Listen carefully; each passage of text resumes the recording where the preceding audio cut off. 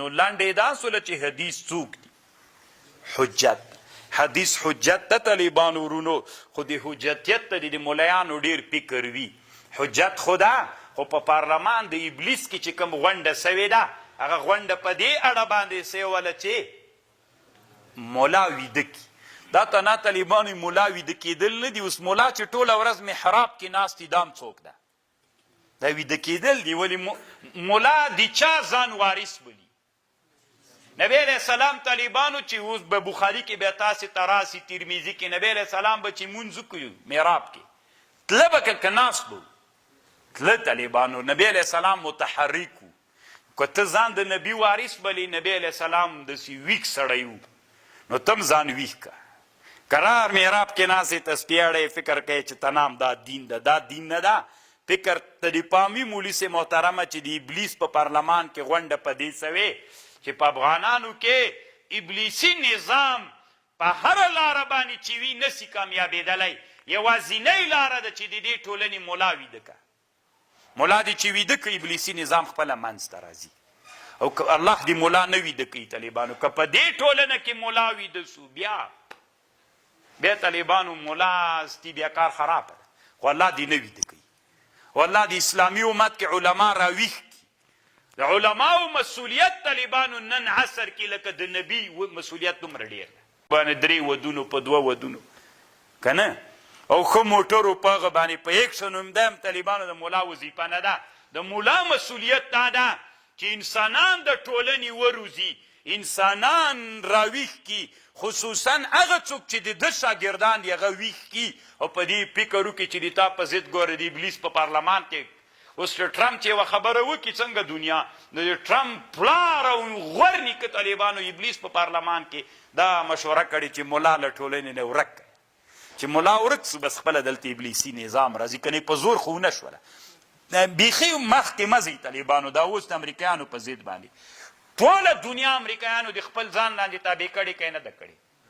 یوازینی وطن ده چې دلته ابلیسي نظام نه چلیږي. ټوله دنیا کې داسې نظام شته طالبانو ورونو چې هلته د اسلامي نظام وي، هلته د الله حج عملي کیږي، غیر له افغانستان نه. دلته ابلیسي نظام نه چلیږي. ابلیس څه ورته وي؟ مولا. دلته طالبانو دا 20 کلونو کې ټوله مقابله چا کوله؟ دا دیرې ته ورسه، په دیره کې څوک ده؟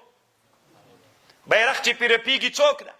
مولا ده، شیخ ده، حافظ ده، مولا ده. د مولا ملګری ده، د مولا تربیت سوی شاګرد ده.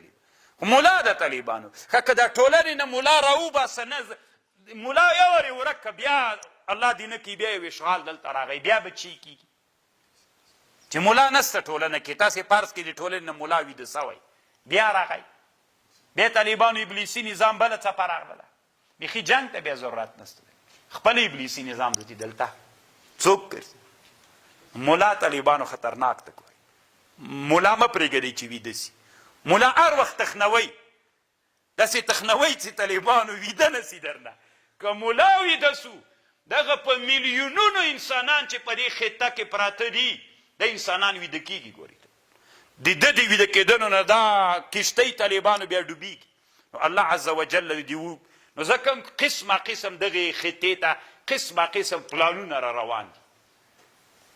لکه دا تاسو طالبانو چې د تاریخ پاڼې وګورئ، انګلیسي استعمار نن 100 کاله مخکې هغه هم د دغې افغان له سیمې نه ماته خوړلې، تر هند پورې هم له دې ساحې نه مات سوی. خبر پوهېږ؟ طالبانو له دې ساحې نه مات سوی. د روسانو انقلاب هغه هم له دې خطې نه مات سوی. ټول اتحاد جماهیر شوروي چې مات سوم له دې خطې نه سوی.